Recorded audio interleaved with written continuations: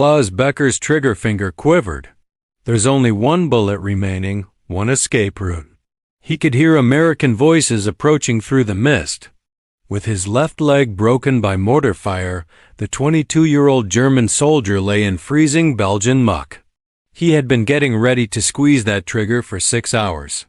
He had been told that a bullet from his own hand was preferable to what the Americans would do to him. However, Klaus Becker would be plagued by gratitude rather than nightmares for the remainder of his life as a result of what transpired in the next 60 seconds. This is his tale. Ardennes Forest, Belgium, December 23, 1944. Hours earlier, Klaus's feet had stopped feeling.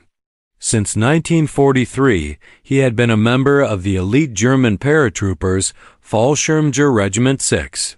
After fighting in Italy, surviving 20 months of combat, and jumping over Crete as a youngster, he ended up here alone, maimed, and freezing to death in a forest whose name he didn't even know.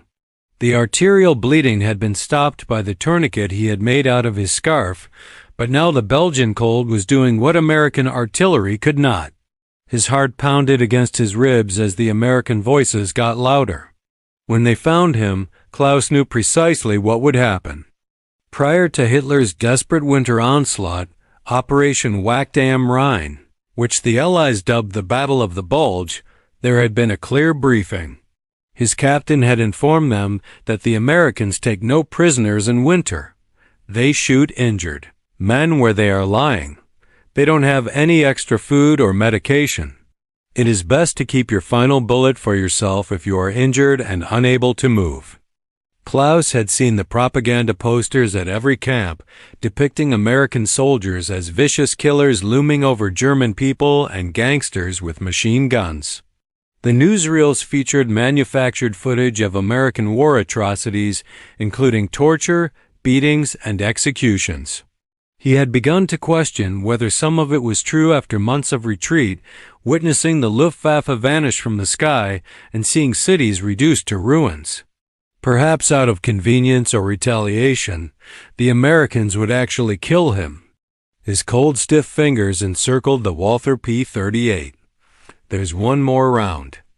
Beams from flashlights pierced the mist. His frozen fingers would not comply when he attempted to raise the pistol and point it toward his own head. The firearm fell out of his hand and vanished into the snow. It ended this way. 22 years old, alone and helpless. Beside his head, a boot crunched in the snow.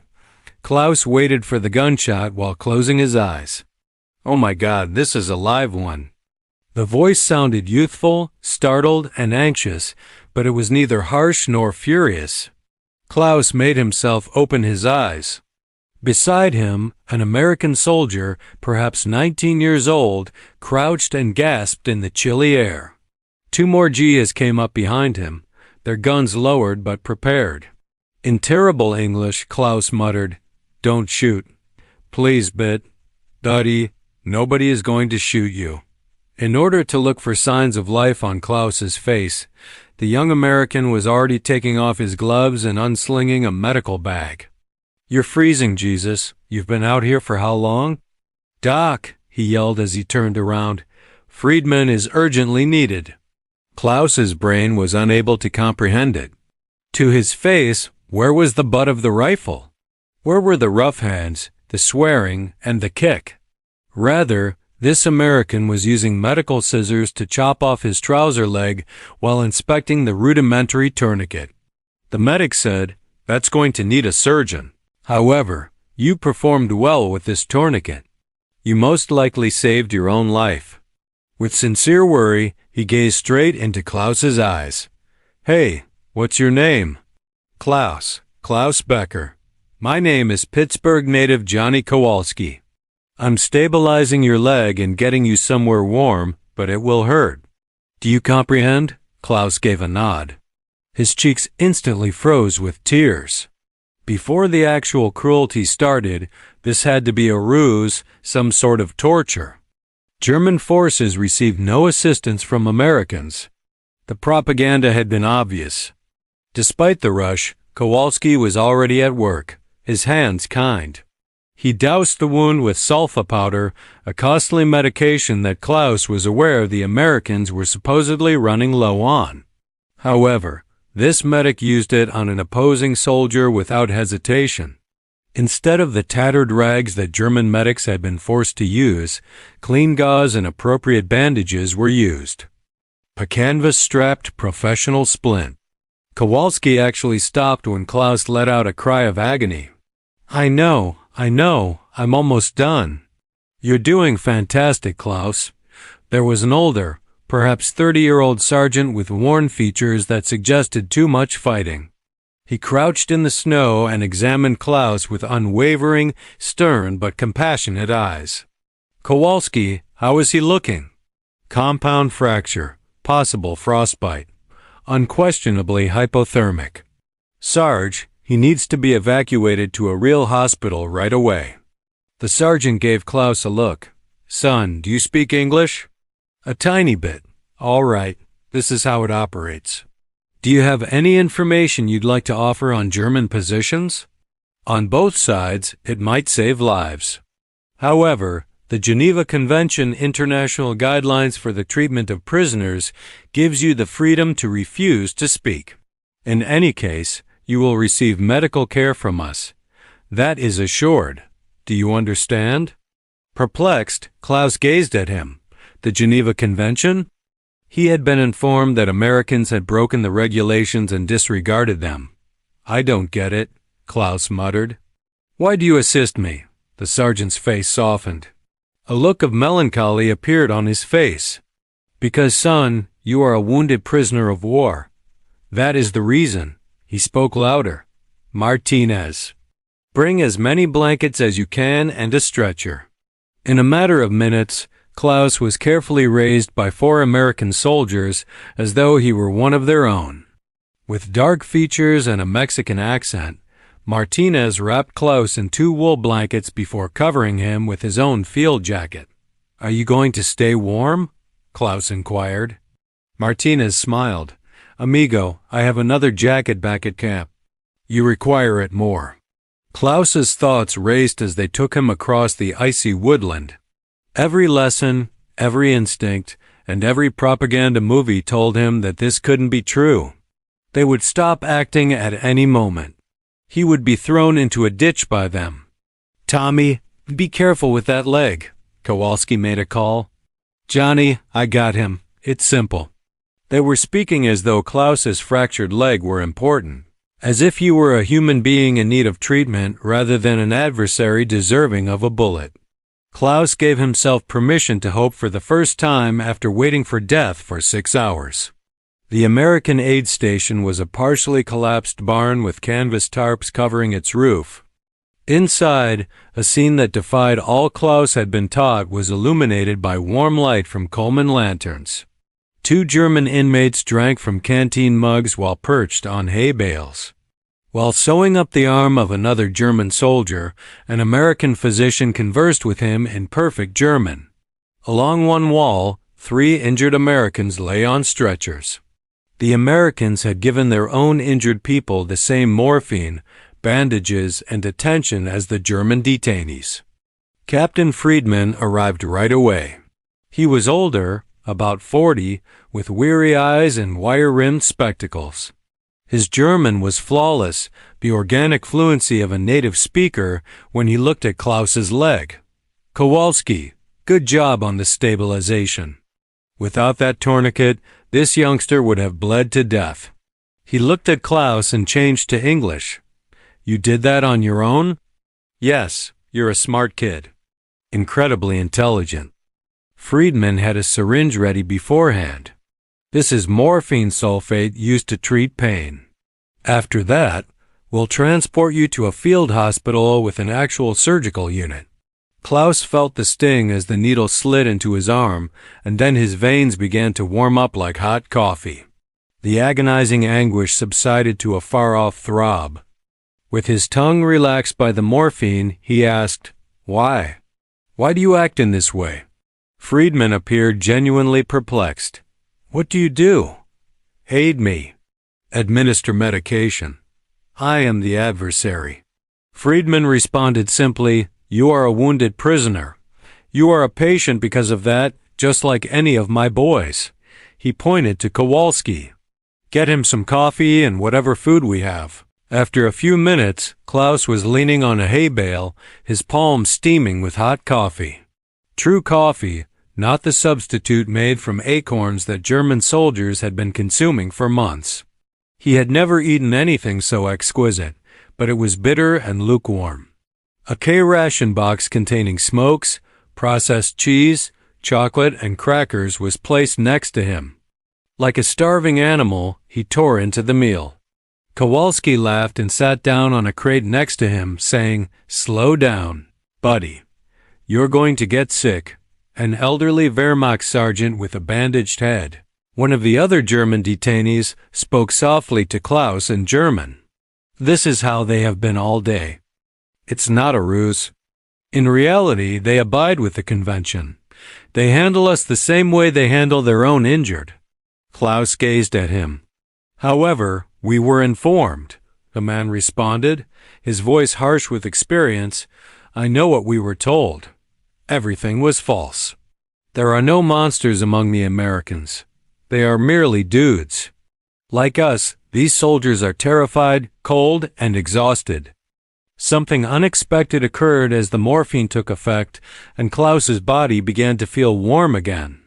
Instead of questioning him, the Americans began conversing with him. Pulling up a box, Johnny Kowalski sat near enough for Klaus to see the picture tucked into his helmet band and the freckles across his nose. Kowalski offered Klaus a cigarette and lit it for him, remarking, "So, you speak pretty good English. Where did you get your knowledge?" "School. I intended to study engineering and machines before the war." Although unpleasant, the cigarette smoke was delicious. Bridges. My goal was to construct bridges. "I'm serious." Kowalski's expression brightened. "My brother works as a civil engineer and is currently employed in the defense industry." He reached into his breast pocket and took out a wrinkled photo. "This is my family. That is my mother, father, and younger sister, Mary." Klaus gazed at the picture. A typical family. A loving mother. A father whose hands were toughened by his work. A lovely teenage girl with braids. They might have been German. They might have been members of his own family. With a hoarse voice, Klaus managed to say, "They look happy. Yes, I really do miss them." Kowalski carefully slipped the picture aside. "You have family?" "Sister, mother." "In Cologne." Klaus's voice broke. "Hopefully ... They're not sure if Cologne had been heavily bombed by the Allies. It had been 3 months since Klaus received a letter. "Cologne was hit pretty hard, huh?" Kowalski's voice was soft and devoid of victory. "I apologize, dude. I truly am. The entire conflict is just..." He looked at his cigarette and shook his head. "It's a goddamn waste." Sergeant Williams approached, his face wrinkled with wrinkles older than his years. Williams abruptly replied, "My grandfather was German, Wilhelm Schmidt. Arrived from Hamburg in 1993. When he arrived in West Virginia, he changed his name to Williams. He worked as a coal miner." Williams cast a melancholy glance at Klaus. "It's possible that I had cousins on the other side of this. We may be shooting at family members without even realizing it." The idea lingered in the chilly atmosphere. Finally, Klaus responded, "I am sorry. For everything ... for war." Williams gave a slow nod. "Yes, I agree, young one. I agree." As the snow started to fall and complete darkness descended, Klaus heard an unbelievable sound, singing. Christmas carols are harmonized by American voices. From his early years, Klaus had heard songs like Silent Night and O Come All the Faithful at Christmas Eve services at Cologne Cathedral with his mother and sister. Amazingly, one of the German detainees joined in and began singing Still Not in German. At first, his voice was hesitant, but the Americans did not stop him. As the snow fell and the battle raged outside, more voices joined, German and English enemy soldiers singing together. Some Americans were familiar with the German vocabulary. The English ones were known to some Germans. They laughed at their errors, stammered through verses, and when they could, harmonized. Klaus closed his eyes and tightened the blanket he had borrowed. He allowed himself to cry for the first time since he was a child. When Private Martinez saw, he approached discreetly. "Are you all right, amigo?" Untrusting his voice, Klaus nodded. "First Christmas spent away from home?" Yes, I agree. My hometown is Santa Fe, New Mexico. On Christmas Eve, my mother always prepares tamales." Sadly, he grinned. "However, we will overcome this. Both you and me. We will endure this conflict and return home." Martinez took something out of his pocket, a tiny wooden figure made from a branch that was no larger than his thumb. An angel with meticulously crafted wings. "While on watch last night, I made this. Since you're stuck here with us rather than at home, I thought you could need something for Christmas." Feeling the silky wood and observing the attention to detail, Klaus flipped the small angel over in his hands. His throat constricted. "Why?" he repeated, still unable to comprehend. "Why are you being nice to me?" Martinez shrugged, his youthful expression grave. "Treat people the way you want to be treated," my mother used to say. "Whichever side they are on is irrelevant. All of us are merely individuals attempting to return home, right?" Sergeant Williams brought over a handcrafted chess set the following day. Christmas Eve, with the board painted on canvas and pieces carved from coal and wood. "You're a player?" Klaus gave a nod. When he was 7 years old, his grandfather had taught him. They engaged in a single game. With a deft move that exposed Williams as king, Klaus prevailed. Williams shook his head and chuckled. "You sneaky bastard. How did you find out about that?" "My grandfather, he worked as a professor, philosophy. Heidelberg University philosophy, eh? In West Virginia, my father worked as a coal miner. Never attended much school. The board was reset by Williams. But it's funny how we all ended up here, isn't it? Different roots, different nations, but the same dirt they played quietly and comfortably. May I ask you a question?" Eventually, Williams said, "Did you think it was true? Everything they taught you about us?" Klaus remained silent for a considerable amount of time. At first, no, it seemed excessive. However, following months of withdrawal, witnessing the bombing of cities and losing friends, he shifted his bishop. I began to question whether some of it might be true. Williams gave a slow nod. "Yes, we were also told things about you folks. That you would shoot medics, booby-trap your injured, and fight to the death." Klaus's pawn was taken by him.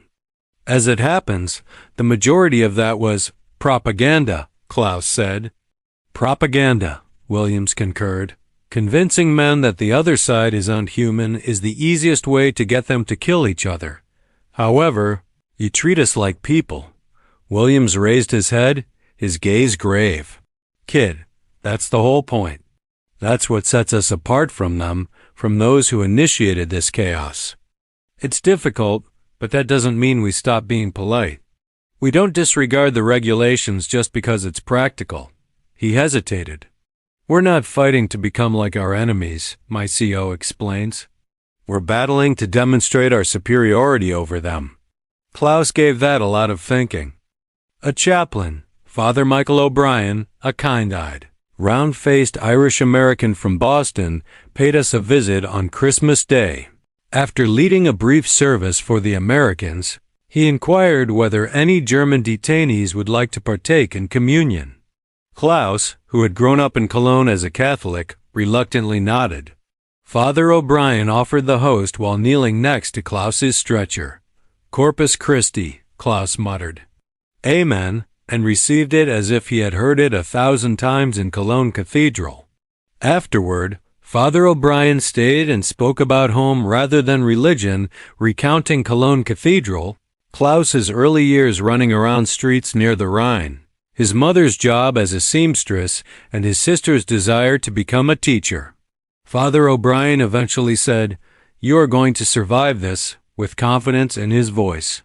"And you will have a choice when you get home, when not if." His eyes were focused as he leaned forward. "You can allow this battle to poison you, to make you resentful, furious, and hateful. Or you can recall this particular instance. Keep in mind that people can choose to be kind even in the worst circumstances, even when they have every reason not to." Father O'Brien gestured throughout the barn. "These boys opted to be kind in the midst of conflict, even though no one would have faulted them for passing you in that jungle. They captured you, gave you their blankets, coffee, and medication. They decided to be merciful." He gave Klaus a light shoulder squeeze. "So, let me ask you a question. What kind of man would you like to be? Is he the type who allows conflict to make him less human, or the type who never compromises his humanity?" For the remainder of his life, Klaus pondered that question. He was unaware that his treatment resulted from systematic, top-down American military policy rather than chance. Regarding detainees, General Dwight D. Eisenhower had been clear in his directives. Every American unit underwent intensive instruction on the Geneva Convention before D-Day. Officers had to understand the pact. Even when inconvenient, violations were investigated and prosecuted during combat. Courts-martial were convened. This was more than just propaganda.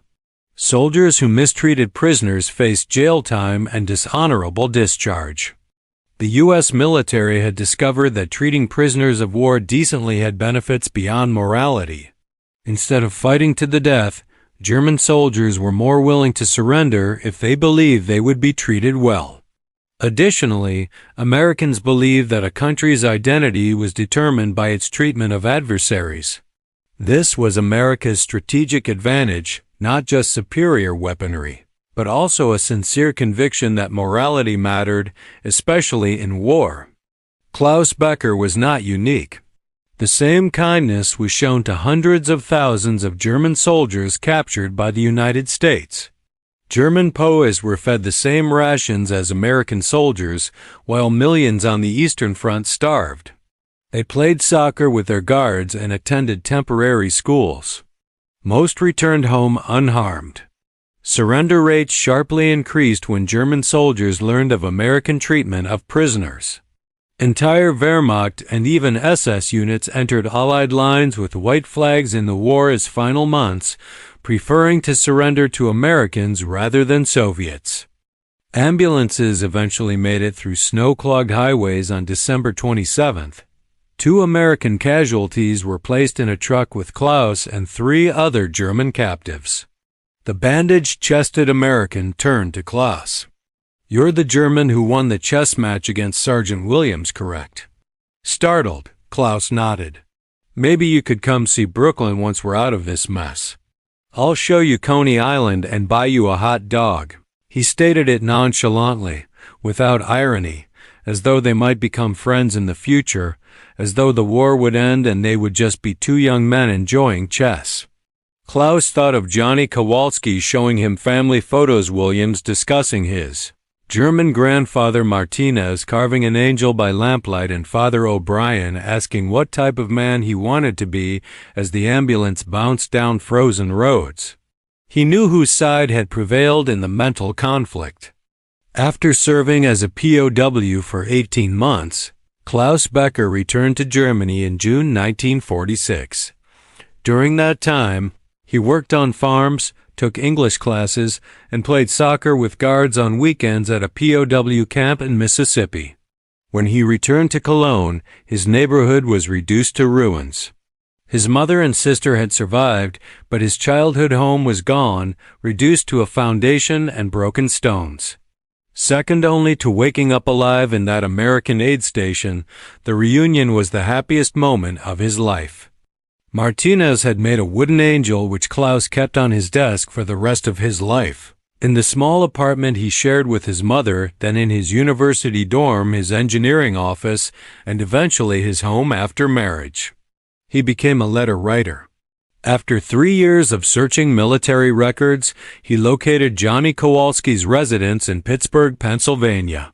Before Kowalski passed away in 1986, they corresponded for 40 years, sending letters across the Atlantic many times a year. Kowalski visited Cologne twice, in 1963 with his wife and daughter, and again in 1975 for Klaus's 50th birthday. "Johnny saved my life twice," Klaus said in a 1982 interview. "I was reminded that there were still nice people in the world, both in that forest when he could have passed me and later through his letters." Klaus pursued his dream of studying engineering. He completed classes in a U.S. Army-established education program while incarcerated at the Mississippi POW camp. After graduating from the University of Cologne in 1951, he frequently collaborated with American engineers to aid the Marshall Plan's reconstruction of German industry. In 1953, he married Greta. They had 3 children. He did not tell tales of glory, but spoke honestly about battle. Freezing in the snow, certain he would die, the American medic calling him Buddy, singing Christmas carols in 2 languages and deciding what type of man to be. Years later, his daughter Monica said, "My father was obsessed with one idea. He wanted us to realize there are options even in times of conflict. You can choose kindness or cruelty." The Americans who captured him prioritized being human over being military. And that decision, not wealth or technology, but the decision to stay humane when it would have been easier not to, was what set civilization apart from barbarism. In 1994, at 72, Klaus recorded a video testimony for a project documenting POW experiences. An old man with white hair and gentle eyes spoke slowly and practiced English. His hands trembled slightly. "I want young people to understand something. I learned to despise Americans. For months and years, I was told they were barbaric, cruel, that if captured, they would kill and torture me. I thought some of it was true." He paused to collect himself. "Then I met them. While freezing, they gave me blankets and coffee. My leg was saved with their medical equipment. They ate together. I played chess with them. I saw pictures of their families. I had a Christmas angel carved by them. Despite every reason not to, they treated me like a human being." Now his eyes were watery. This wasn't softness or weakness. This was power. Being harsh requires no strength. When a man is down, any fool can kick him. But to have total control, every reason for revenge, and still choose compassion, that is power. That is true power. For the rest of his life, Klaus tried to live up to the Americans' kindness. Instead of destroying, he built. He taught rather than hated, showing his children that kindness is possible even in a burning world. Sometimes war is necessary. Cruelty never is. Cruelty is always a choice. I learned that from the Americans. They retained their spirit while winning the war. They overcame us without becoming us. I discovered that lesson in the snow. In 2003, surrounded by his children and grandchildren, Klaus Becker passed away at 80. Martinez's carved angel remained on his desk until the end. When a grandson asked what he wanted people to remember, he said simply, "Americans preserved their souls." Explain to them that although Klaus's story is not unique, that is precisely what makes it significant. Throughout Europe, his experience was repeated thousands of times, enemy warriors discovering humanism instead of death. It wasn't an accident. It was deliberate, part of the American approach that valued how wars are fought as much as whether they are won. Beyond the battlefield, this decision paid off.